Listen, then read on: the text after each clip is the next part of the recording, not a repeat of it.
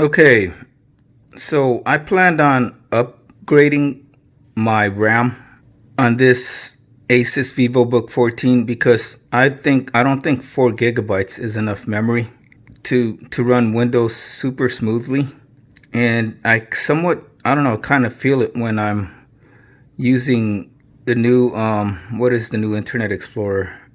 When you have a few tabs open and then you're trying to load another, like if I try to load YouTube, I do notice it takes a lot longer to load and to run like videos and stuff like that.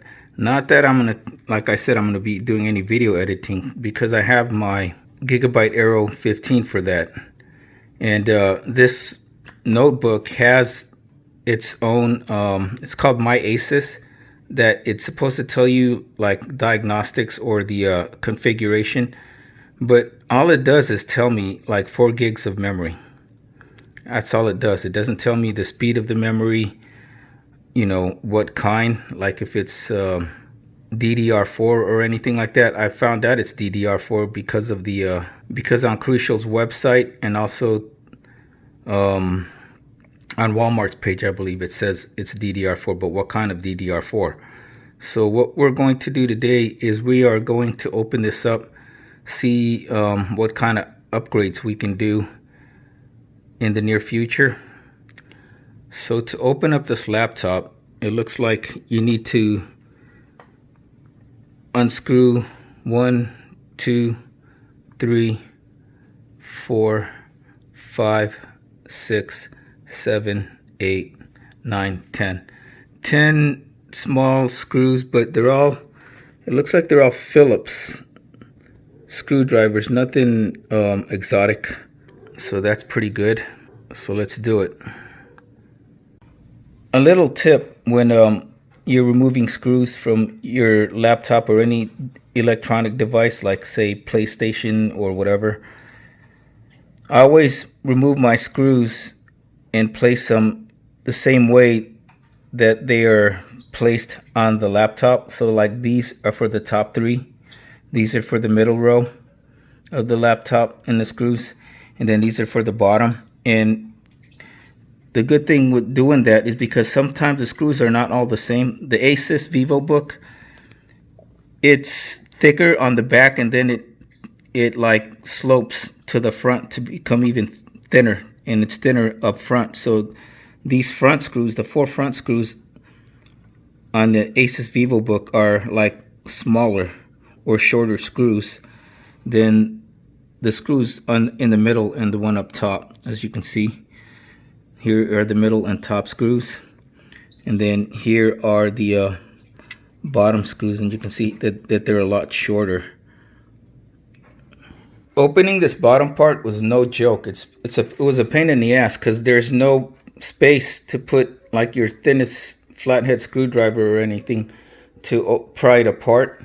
So I used the screwdriver on this part right here, and then from there I just popped it out, and that was able to take off the cover. So once we have the cover removed, this is what it looks like on the inside. So here is the single fan and the heat pipe, I guess, for the I guess the processor would be here, and then the chipset right there or something like that. But I don't know if this is the memory or that's the SSD card, NVMe SSD card. Here is our Wi-Fi card right here, as you can see, or not because it's blurry. This is probably the battery. Those are the 2 downward facing speakers. Okay, once I remove the screw on this part, there's like a little, I don't know, a little sleeve to keep the SSD card cool, I guess. So yeah, this is for the SSD. As you can see, 128 gigabytes Kingston memory. But where is our memory modules? The 4 gigs of memory.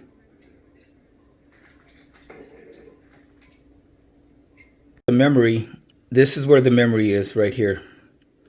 So I have to like pull this apart or carefully pry this apart to expose the memory. There you go. Because it's held in place by pins. And there we are. So here is the built-in 4 gigs of memory. It's soldered in. And then you have one slot for an additional memory. And because I wanted to find out what speed, what type of memory. So let's see what it says. Turn it over and find out what it says.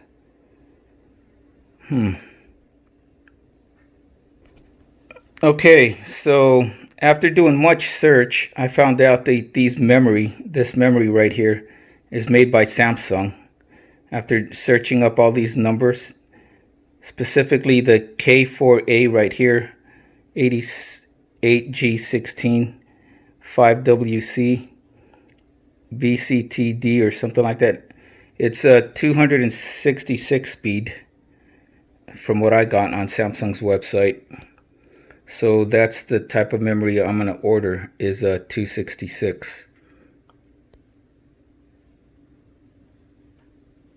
So now that I know what memory this is, I can order the same type, but I don't know. I don't think if it really matters, since I don't think it's going to operate in dual channel anyways. So I could theoretically even use 3200 megahertz speed of memory. So what I'm going to do now is put all this back together, order the memory, and then we'll come back to this when we add the extra memory. Okay guys, so my memory finally came in from Amazon via Crucial Amazon store. If you get it on Crucial's website, the price won't make any difference, but you don't get the like on Amazon. When I ordered it, it had a free 1-day delivery for Amazon Prime members. So if you are Amazon Prime and you're interested in picking up some memory from Crucial, go to Amazon instead of the website, because I think in a website you'll get it within like 3 to 4 business days. Amazon has their free 1-day delivery if you have Prime. So I'm going to be benchmarking this. Like I said, it runs fine, but I feel like there's some slight lag when I have like Microsoft Edge open with more than 2 windows, maybe 3 windows or more on Microsoft Edge, and you're watching YouTube in the other window. So here is my PC Mark score for right now with 4 gigs of RAM. So what I want to do is, after I install the RAM, I'm going to benchmark it again one more time to see if adding 8 gigs of RAM for 12 gigs of RAM total will make the score a little bit better from PC Mark, and just for me, if it feels faster or if I notice less of a slight lag. So let's get to it. So here we are, all open back up again, and it's so much easier this time around to open it up now that I know how to pry it apart properly. And we're going to stick the memory into this lonely single memory slot. These right here is the built-in RAM soldered on. Okay, so we have to line up the slot to right here, as you can see.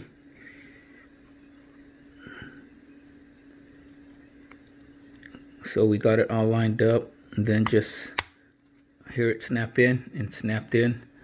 There you go. So one thing I'm curious about is, now that I have this extra memory, the 12 gigs of RAM instead of 4, if it's going to affect my battery life. Because, you know, another memory stick means it's going to probably use up more power, but we'll find out. So then I have to replace the cover for the memory card slot.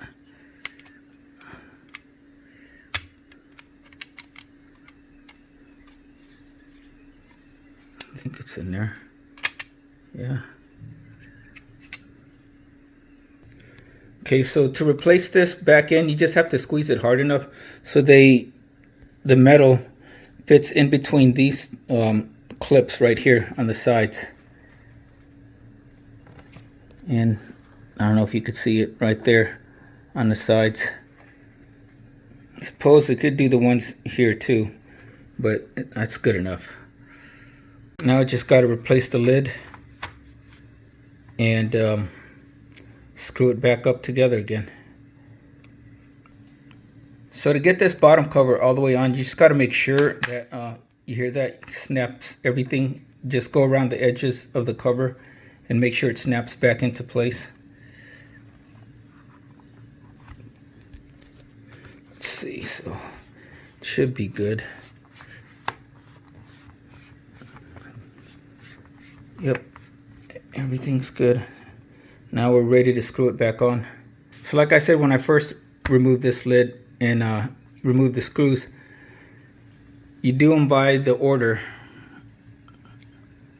So here is the top screws, then the middle screws, and then the bottom screws. The bottom screws are smaller or not as long as the middle screws, because the bottom screws right here is for the front, and the front is tapered off the edges, so it's thinner in the front and then a little bit fatter on the back.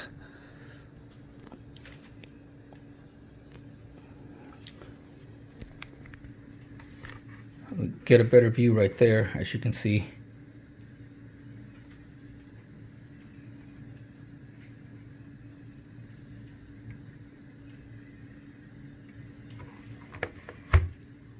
Okay, so we got all the screws back on, and just want to put them just tight enough. Don't over tighten it because it'll strip the screw head. Flip it over and power it back on and see what Windows tells us, if the RAM is good and if it's reading the proper 12 gigs. Man, this is a nice looking screen, but it's so reflective. You could see me right there through the screen. Anyways, there's a power button right off here to the side, and we're just going to hit that, and then you guys can see how quickly it powers back on.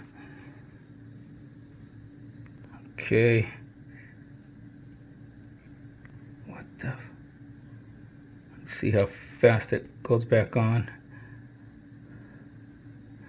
And there you go. Not that long. Use my fingerprints to log in.